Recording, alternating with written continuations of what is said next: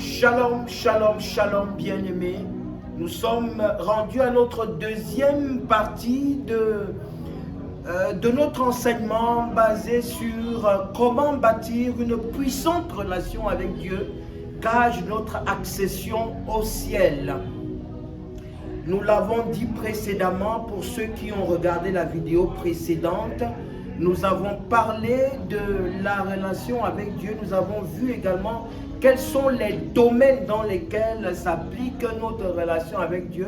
Nous avons parlé du mariage, des finances, de notre santé, de notre ministère ou notre mission, mais également du salut. Donc, pour ceux qui n'ont pas pu voir la vidéo, elle est encore disponible. Vous pouvez revenir sur elle et puis vous informer parce que c'est tout un enseignement. Il faudra bien sûr que vous commenciez par le haut pour terminer complètement l'enseignement. Alors, aujourd'hui, nous allons parler de comment bâtir une puissante relation avec Dieu. Mais au préalable, il est important de savoir combien de types de relations nous avons à avoir avec le Seigneur. Parce que beaucoup ne le savent pas. Ils croient exclusivement qu'il existe une relation uniquement personnelle avec le Seigneur. Non, ce n'est pas la seule. Bien qu'elle soit la plus importante, mais elle n'est pas la seule, bien-aimée. Elle n'est pas la seule. Il y a donc bel et bien une relation en tant que membre d'une famille. Acte chapitre 16, verset 31, nous dit: crois au Seigneur Jésus et tu seras sauvé, toi et ta famille. Alléluia. Toi et ta famille. Tu as besoin d'être sauvé avec ta famille. Parce que si réellement tu es un enfant de Dieu, il n'y a pas de salvation personnelle. Il y a une salvation familiale. Si Jésus est mort à la croix, il est d'abord mort pour les familles. Parce qu'il connaît les réalités des familles.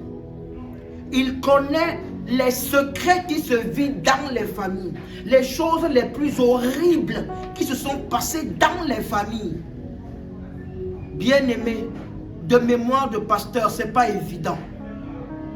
Si chaque famille te plonge au cœur de ces secrets, de ces squelettes dans le placard, bien aimé, tu vas tomber de nu. Alors tu comprendras vraiment ce que je parle, ce que je dis actuellement. Il y a des secrets énormes dans des familles. Il faut exclusivement l'intervention de Jésus. Donc avant des salvations individuelles, il y a d'abord une salvation collective. C'est la famille. Et lorsque tu crois au Seigneur Jésus, ta famille, tu sauves par la même occasion ta famille. Alors, bien-aimé, voilà l'une des relations dans lesquelles le Seigneur t'attend. Ne va pas passer ton temps à l'église, tu dors, tu pries. Mais jamais tu ne te penches sur ta famille. Tu dis: ah, tu es sauvé. Où as-tu laissé ta famille? Est-ce que tu es un jour parti leur parler de la parole de Dieu? Et on te connaît là-bas en tant que qui? En tant que celui qui méprise les aînés? Ou en tant que celui qui discute avec tout le monde? Est-ce qu'on te connaît en tant que pasteur? Est-ce qu'on te connaît en tant que celui-là qui prône l'amour, celui-là qui est toujours là pour les autres? Est-ce qu'on te connaît comme celui-là?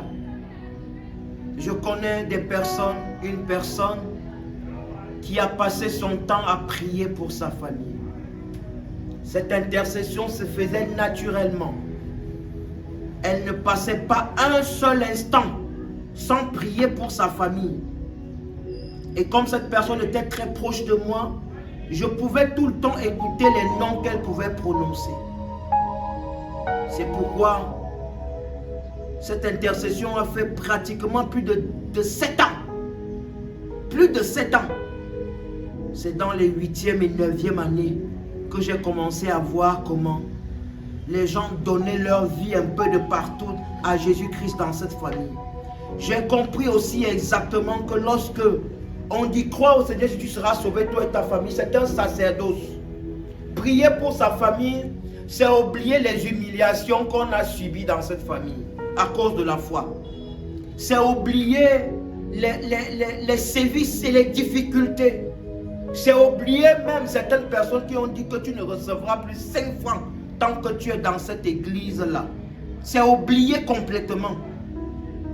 C'est oublier toutes les petites guéguerres qui se passent dans les familles. Et être un vrai chrétien. Prier. Demander la salvation. Demander à ce que chacun donne sa vie au Seigneur. Et petit à petit dans le temps, parce que cela n'est pas une pression, cela n'est pas une sorte de la, c'est une intercession de longue haleine, c'est une intercession qui met des années, c'est une intercession qui dure, et ça demande vraiment qu'on ait du cœur, qu'on ait de la volonté, qu'on ait de l'amour vis-à-vis des gens que l'on présente au Seigneur. Après beaucoup d'années, j'ai vu cette transformation et j'ai compris beaucoup de choses. Donc tu n'es pas appelé à hériter du royaume des cieux seul. Tout ce que tu fais, fais-le pour ta famille aussi. Et sache que Dieu, lorsqu'il t'enlève du milieu de ta famille pour t'amener ailleurs, lorsqu'il t'enlève de ta famille pour t'amener au désert, c'est pour te changer. Afin que ceux qui avaient une certaine image de toi dans le passé, que tu ailles au même endroit. C'est pourquoi il peut renvoyer Paul dans les mêmes endroits où il a été ce qu'il a été dans le temps, Saul, afin de leur apporter le nouvel évangile. Tu retourneras toujours après le temps de formation.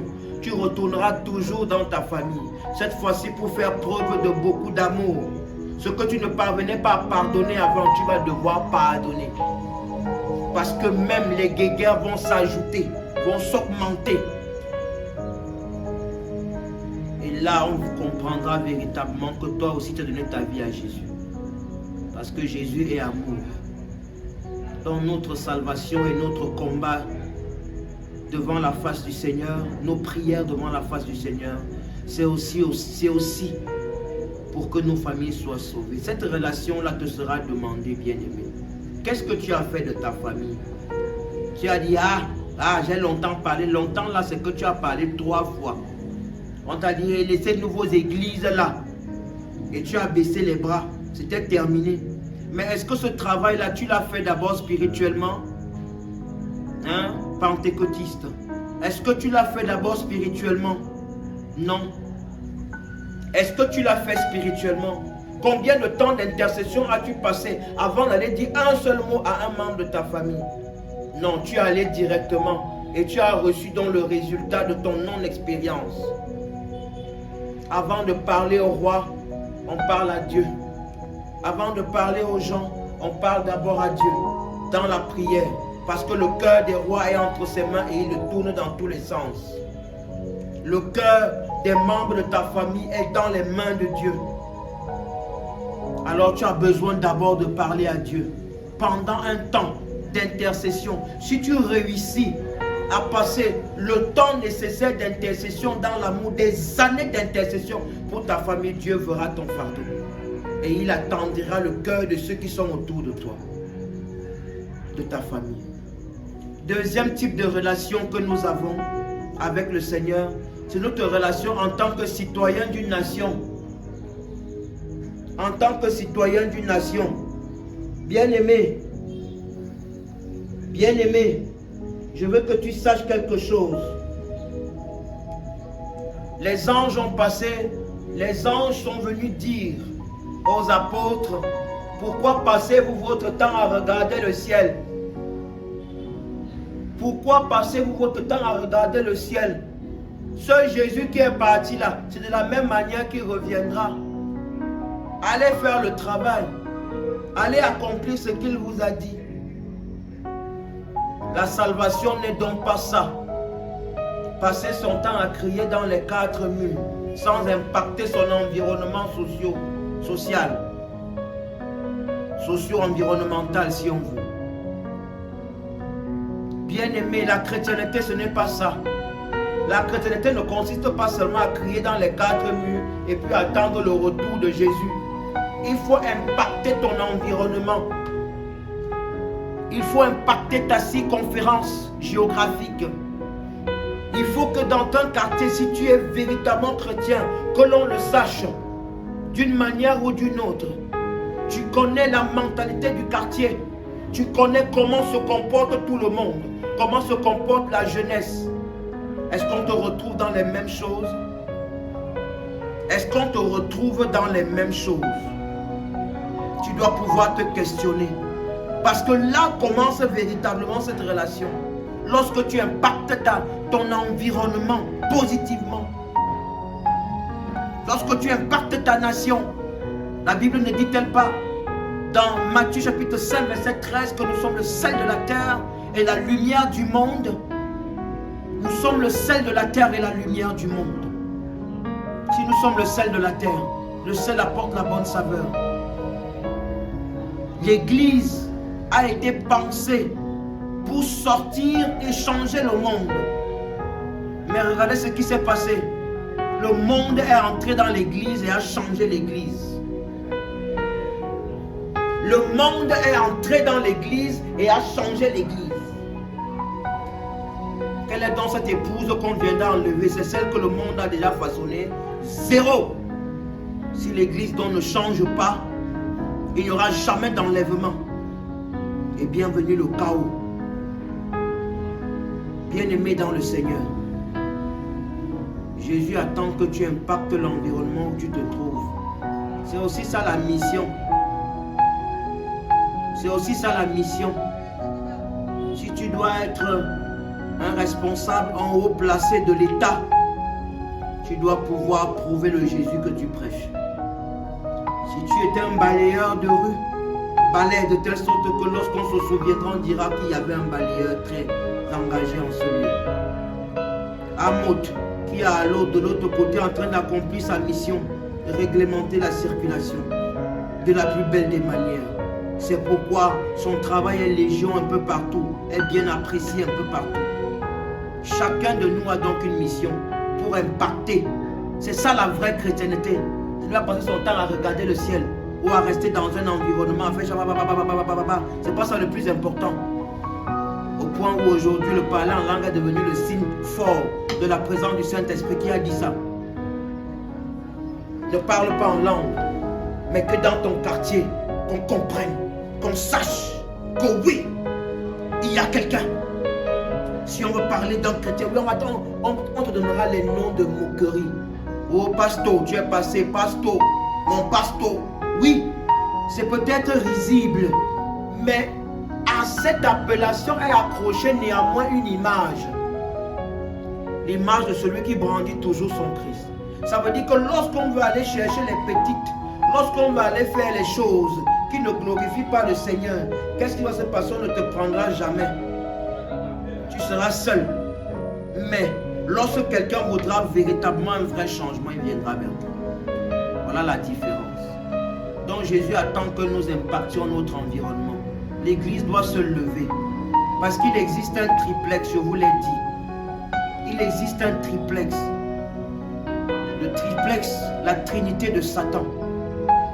Le faux prophète, le dragon ou la bête et Satan lui-même. Et actuellement, le faux prophète fait son travail dans l'église. Il fait son travail dans l'église avec des révélations pompeuses, des révélations à n'en plus finir. Bien-aimé, il est temps. Jésus revient véritablement bientôt et chacun de nous doit se préparer. Nous devons nous préparer à cette venue. L'église doit se préparer. L'église doit donner le ton. Parce que dans ce monde, la Bible est claire, elle attend la nature, soupire et attend la révélation des fils. Mais les fils là viennent d'où? De l'église. Les fils viennent de l'église. Les fils doivent venir de l'église. Voilà le véritable problème. Si nous nous contentons de crier, de chanter dans nos églises, ça ne servira à rien. Alors il est important d'impacter notre environnement. Il est important de ne pas passer son temps à regarder le ciel, à attendre le retour de Jésus. C'est comme celui qui a reçu un talent. Il dit à son patron, je sais que tu es un homme très chiche. J'ai enterré ton talent et voilà ça qu'elle te remet. On dit mauvais serviteur. Ne passons pas notre temps à regarder le ciel pour chercher à voir, on ne sait pas quoi. C'est la pluie qui va que tomber ou les nuages qui vont s'obscurcir. Ne soyons pas comme ces pharisiens qui ont demandé le miracle à Jésus. Il a dit qu'il ne vous sera donné aucun miracle. De la manière à laquelle tu brandis ton Dieu, il s'élèvera à toi. Telle est la vérité. Donc voilà les trois relations. La dernière relation, c'est celle qui est la plus importante, certes. Mais les autres ne sont pas les moindres. C'est la relation personnelle avec Dieu. Une place. Une place. C'est celle-là qui t'amènera certes au ciel. Mais les précédentes gravitent autour d'elle. Si tu veux faire de grandes choses avec le Seigneur, dans ta société et même dans ta famille, il faut déjà que tu aies une grande intimité. C'est-à-dire il faut que tu aies une grande relation personnelle avec Dieu. Tu ne peux rien accomplir, que ce soit dans ta société, dans ton environnement ou dans ta famille, si tu n'as pas au préalable une bonne relation personnelle, intime avec le Seigneur. Tu ne peux pas. Donc toutes ces relations-là te seront demandées lors du jugement dernier. Qu'as-tu fait de ta famille? Qu'as-tu fait de ton environnement? Qu'as-tu fait de ton Cameroun? Qu'as-tu fait de ton Cameroun? Combien de fois tu pries pour ta terre? Combien de fois tu pries pour la repentance de ta terre? Selon 2 Chroniques 7,14, si le peuple sur lequel mon nom est invoqué s'humilie et prie et recherche ma face, je pardonnerai le péché et je bénirai la terre. Combien de fois? Nous y reviendrons le temps venu. Alors comment doit-on faire pour bâtir une puissante relation avec Dieu? Premier élément, il faut naître de nouveau. Bien-aimé, il n'y a rien. Il n'y a rien sans naissance de nouveau. Et j'ai pris le texte charte, qui est Jean chapitre 3, versets 3 à 5. L'histoire de Nicodème. Il n'y a rien d'autre. Les gens parfois croient que naître de nouveau est un slogan pentecôtiste. Naître de nouveau n'est pas un slogan pentecôtiste. Le même passage que je vous le donne où Jésus dit « Celui qui ne naît d'eau et d'esprit n'entrera pas dans le royaume des cieux ». Il est dans toutes les Bibles. Il est dans la traduction écuménique biblique Tob. Il est dans la Bible de Jérusalem. Il est partout. C'est le même passage. Alors on doit naître de nouveau. Même Moïse est né de nouveau. Lorsqu'il abandonne tout ce qui concerne l'Égypte, il abandonne les gloires de l'Égypte. Le pharaon lui dit « Moïse, mais on doit régner ensemble dans cette affaire. Moïse, viens prendre ta part ici. » Moïse refuse. Moïse va courir vers les brebis. Et dans le livre de Deutéronome, il le dit. Moi, je n'ai aucun problème avec l'Éternel. Si l'Éternel s'est empris en moi, c'est à cause de vous. C'est à cause du peuple. C'est à cause de vous. Oui. Voilà Moïse qui le dit de manière claire. Donc Moïse a renoncé. Il a renoncé aux gloires de l'Égypte. C'est ça aussi naître de nouveau. L'Égypte étant notre ancienne vie, la vie du passé, la vie qui nous donnait un avantage certain, mais qui ne glorifiait pas le Seigneur. Il n'y a aucune vraie naissance sans abandon. Ce n'est pas possible. Il y a quelque chose que tu dois s'offrir d'abandonner. Tu ne peux pas servir 2 maîtres, on te l'a dit. Tu ne peux pas servir 2 maîtres, ce n'est pas possible. Il y a quelque chose qui te coûte que tu dois réellement abandonner. Une vraie chrétienté, on abandonne quelque chose qui te fait mal. On n'a pas dit que tu ailles à la croix, mais si tu veux même, c'est même la croix aussi. C'est une forme de croix. Parce que la chose là te pique au cœur, ça te fait mal. Mais au nom de Jésus, tu dois que laisser ça. Tu dois sauf que laisser. C'est quelle chrétienté où on fait ce qu'on veut? On passe ce qu'on veut, après on vient dire que Seigneur, pardonne-moi, pardonne-moi, pardonne-moi. Seigneur, pardonne. C'est quel pardon ça? C'est quel pardon? Ça ne se passe pas comme ça. Ça ne se passe pas comme ça. Le pardon là n'est pas naïf. Le pardon n'est pas naïf. C'est pourquoi il y a beaucoup de personnes qui ont encore les péchés de 2003 que Dieu n'a pas encore pardonné. Pourquoi? Parce que ces mêmes péchés là reviennent toujours. Un péché réel que Dieu a pardonné ne revient plus. Il en est ainsi. Un vrai péché, pardonnez, un vrai péché que Dieu a pardonné ne revient plus. Mais lorsque tu te retrouves dans les mêmes situations, ça veut dire que Dieu n'a pas pardonné. Alors tu dois pleurer devant sa face tous les jours pour avoir la miséricorde nécessaire. Moïse a abandonné. Qu'est-ce que toi tu as abandonné? Lui au moins il a abandonné les plaisirs. Il a abandonné tout ce qu'il y avait au palais. Donc il n'y a aucune naissance de nouveau sans abandon. Détrompe-toi. Et le Seigneur dit que celui qui ne naît d'eau et d'esprit n'entrera pas dans le royaume des cieux. C'est capital. Abandonne quelque chose qui te fait mal et commence une vraie chrétienté bien-aimée. Au nom puissant de Jésus. Alors nous allons continuer. La deuxième chose qu'il faut faire pour bâtir une puissante relation avec Dieu, il faut faire confiance à Dieu au-delà de ce que tu vois, sens ou entends. Genèse 15, 6. Genèse chapitre 15, 6. La Bible déclare qu'Abraham eut confiance en Dieu et il le lui imputa à justice. Il faut avoir confiance en Dieu. Pour avoir une relation avec Dieu, il faut avoir confiance en Dieu. Au-delà de ce que tu entends, de ce que tu ressens, de ce que tu penses. La confiance en Dieu n'est pas fonction de notre ressenti ou des situations que nous traversons. Il faut avoir confiance. Ça s'impose comme une hypothèse. Ça s'impose comme un couperet. On ne discute pas avec ça. Ça veut dire que c'est tout ce qui nous reste lorsqu'on aura tout perdu. Notre confiance en Dieu. Tu as donc intérêt à avoir confiance en Dieu pour avoir une vraie relation avec Dieu. Alléluia. Il faut être intègre. Acte chapitre 24, verset 16. Acte chapitre 24, verset 16. Il faut être intègre. Et dans ce passage, l'apôtre Paul te définit clairement ce qu'il faut faire, ce que c'est que l'intégrité. Aujourd'hui, il y a des chrétiens qui sont faux. Qui sont faux. Comment tu peux prétendre croire que Dieu va t'exaucer quand tu vis dans la désobéissance?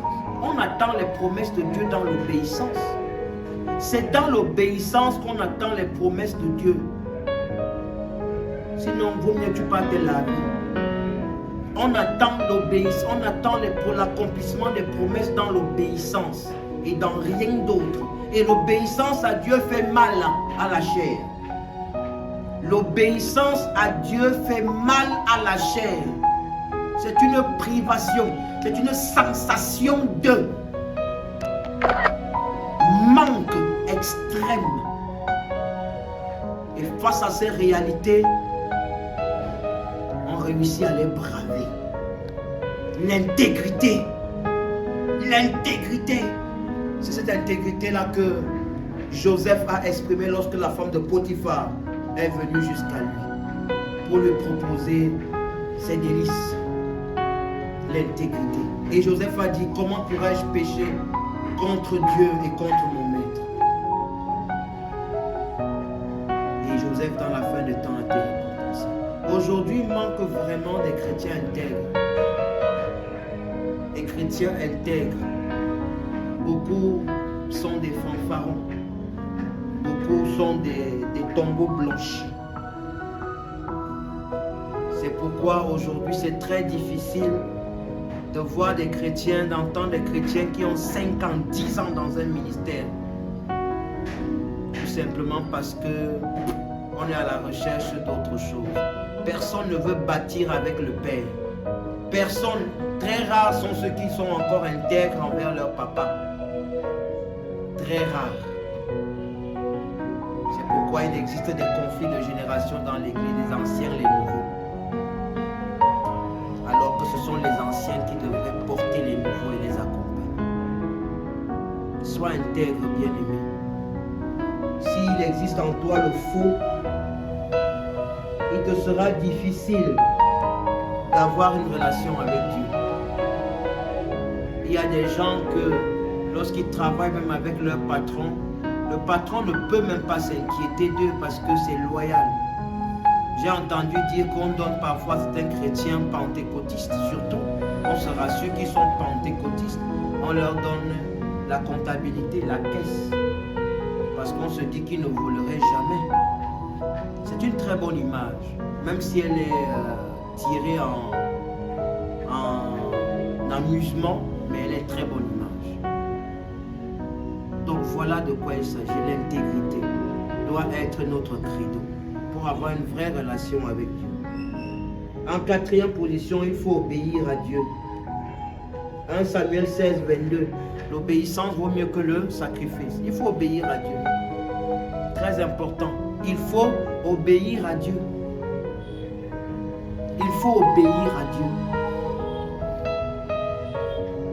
Il faut obéir à Dieu. Je te l'ai dit. On attend les promesses de Dieu dans l'obéissance. La Bible dit que Siméon allait à l'église. Siméon était pieux. Siméon était ceci. Siméon était cela.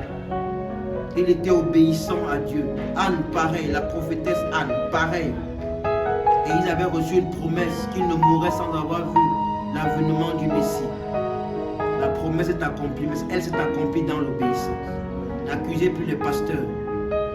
N'accusez plus les prophètes. Parce que la prophétie ne s'est pas accomplie, tu n'as pas obéi. Il faut savoir qu'il y a la parole de connaissance et la parole de sagesse. Lorsque la parole de connaissance sort, il faut qu'elle soit accompagnée d'une parole de sagesse, ou vice-versa. Si on te dit tu seras telle chose, mais il faut qu'on te dise également comment tu vas faire pour être cette chose. Et Marie nous enseigne cela. Marie dit, Marie entend, tu seras enceinte, tu vas enfanter le fils. Elle dit, oui, je suis la servante du Seigneur, qu'il me soit fait selon sa volonté. Mais comment ça va se faire? L'Esprit de l'Éternel viendra sur toi et tu enfanteras un fils qu'on appellera Emmanuel. Voilà de quoi il s'agit. Parole de connaissance, parole de sagesse. Très important. Mais tout cela, c'est dans l'obéissance à Dieu. Il faut obéir. Et je rappelle, l'obéissance à Dieu demande du sacrifice. Ça demande du sacrifice. Le même sacrifice qui a été demandé à Abraham. Ça demande du sacrifice. Il faut donc accepter, en obéissant à Dieu, de souffrir un peu. 2 Pierre 5, 10 nous dit qu'après que vous ayez souffert un peu de temps, il vous perfectionnera lui-même. Après que vous ayez souffert un peu de temps, on souffre dans l'obéissance. Mais après, ça devient un style de vie. Et on s'y plaît. 6e élément. 5e élément plutôt. Il faut aimer passer du temps dans la présence de Dieu. Quelqu'un a dit un jour, if you want to build a great relationship with God, you must have a great intimacy with God. Si tu veux bâtir une grande relation avec Dieu, tu dois avoir une grande intimité. Aimer passer du temps dans la présence de Dieu, dans la prière, la méditation de sa parole. Voilà comment on construit aussi une puissante relation avec Dieu. Moïse passait du temps à la présence, passait du temps. Et la Bible nous dit que lorsque Moïse est descendu du temple, son village était resplendissant, était rempli de la gloire de Dieu. Au point où personne, les gens ne pouvaient pas le regarder en face. Les gens ne pouvaient pas le regarder en face, il avait besoin de se couvrir le visage. Bien-aimé, c'est de ça qu'il s'agit. Tu as besoin donc d'aimer passer du temps dans la présence de Dieu. Ce n'est pas seulement le dimanche, ce n'est pas seulement les jours de culte. Les temps dans l'assemblée, ce n'est pas ça, c'est une autre forme de relation. La relation en tant que membre d'une église. D'accord? La relation, on a parlé de ça à la première édition.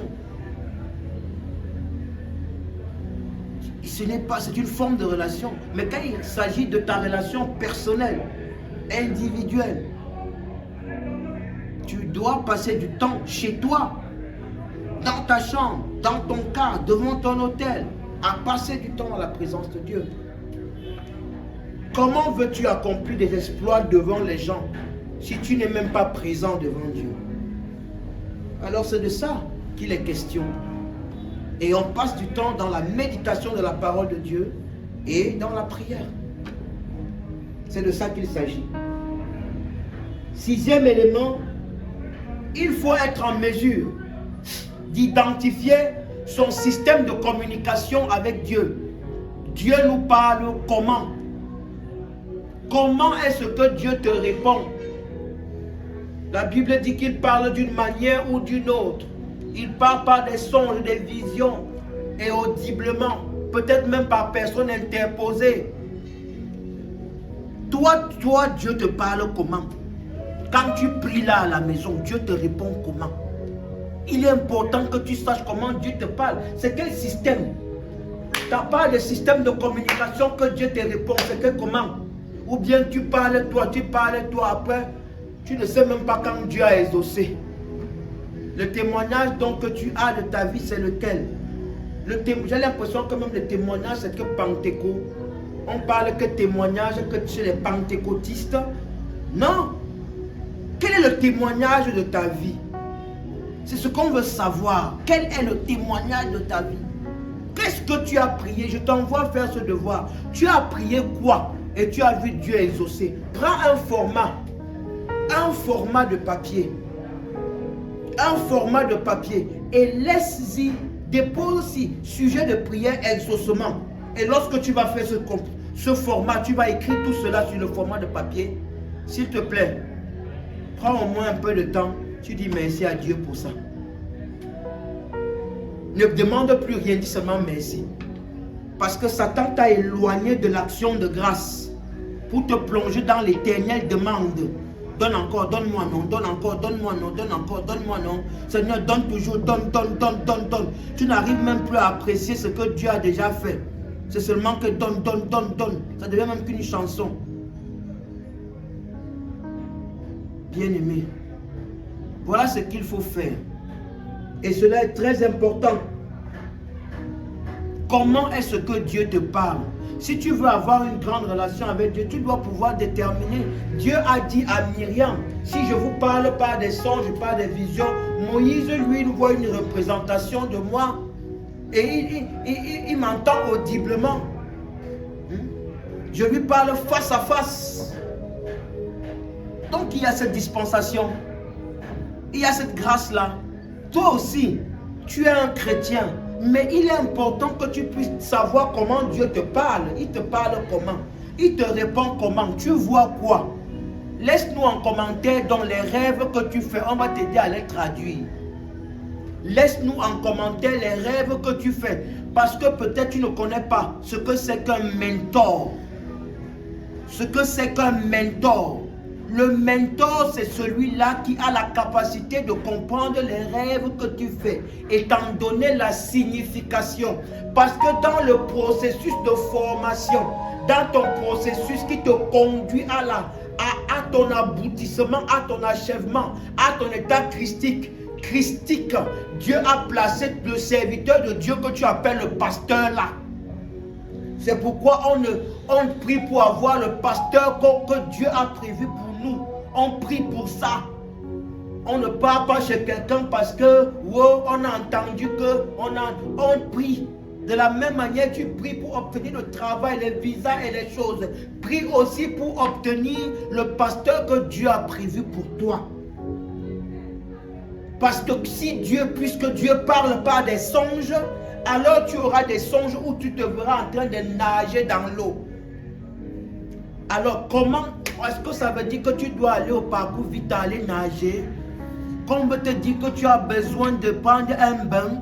Non, l'homme de Dieu est là pour te donner la signification de ce que ça veut dire.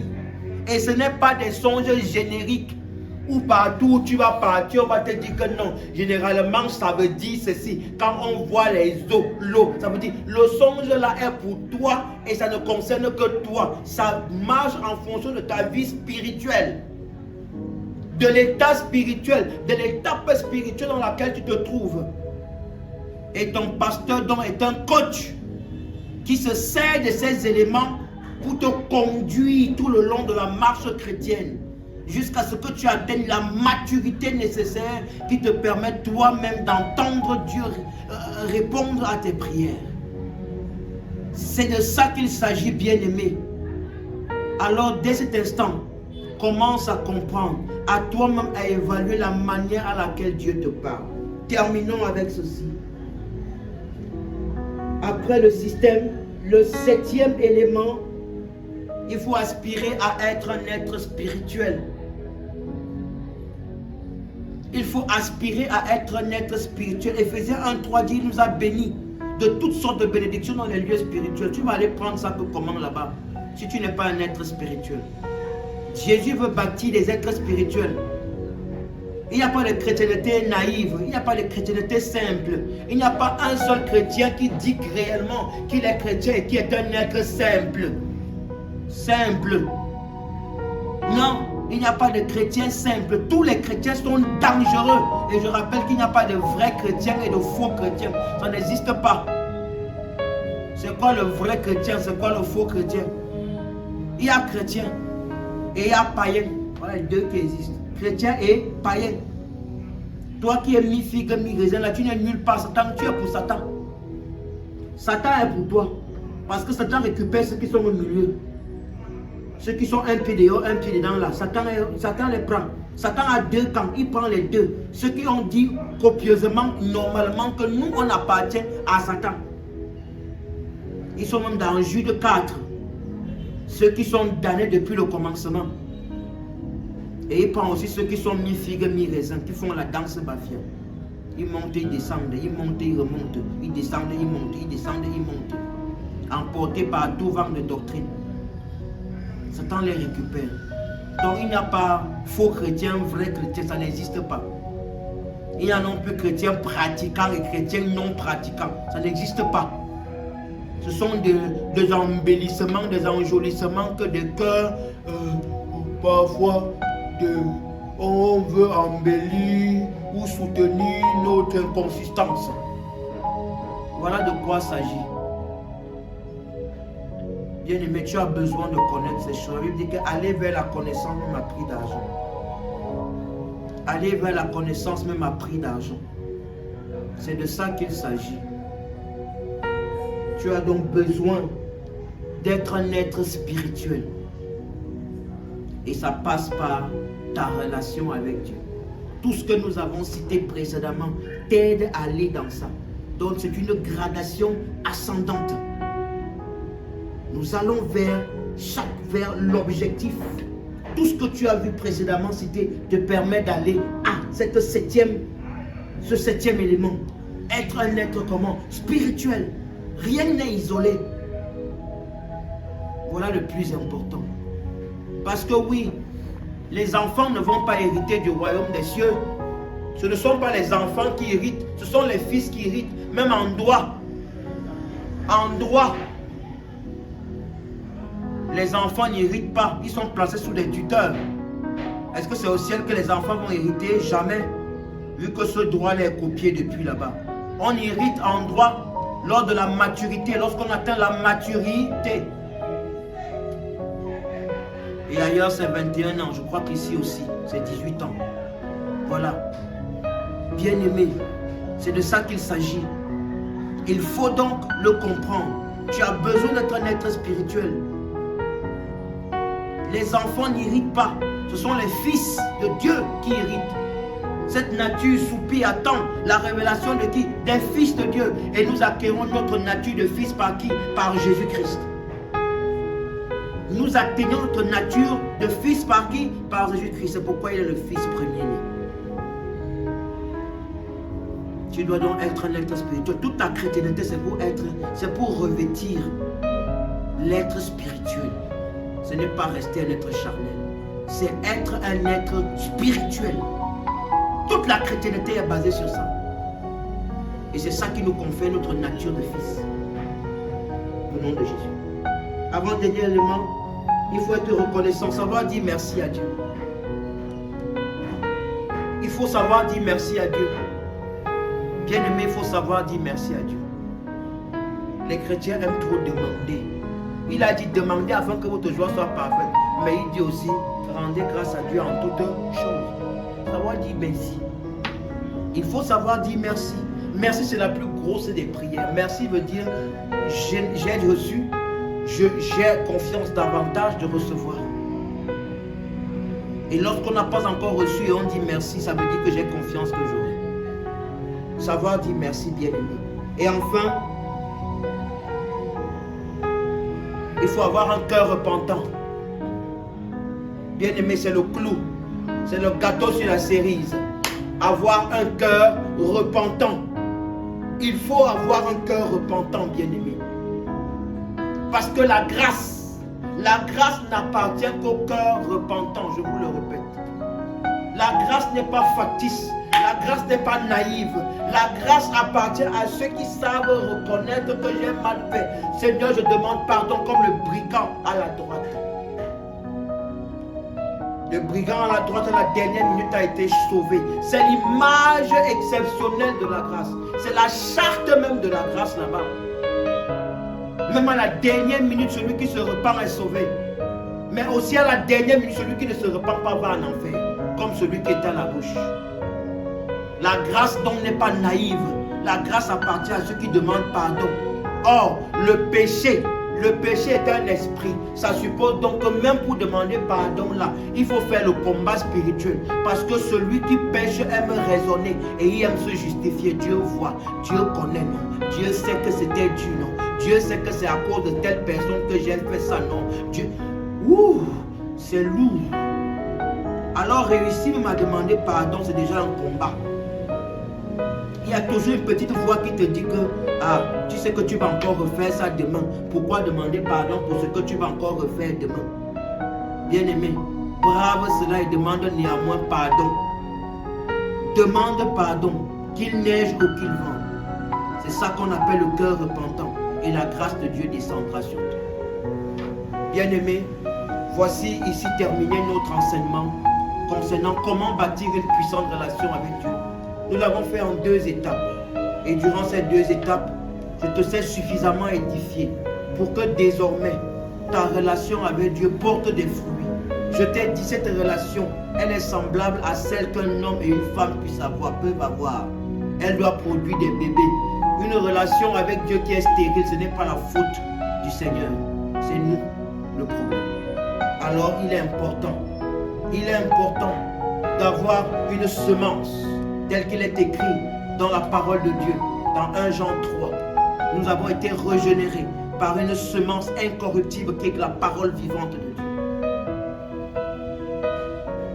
Soyons donc ceux-là qui portent une bonne semence afin d'être fécondés par le Seigneur et que notre relation avec Dieu produise des fruits.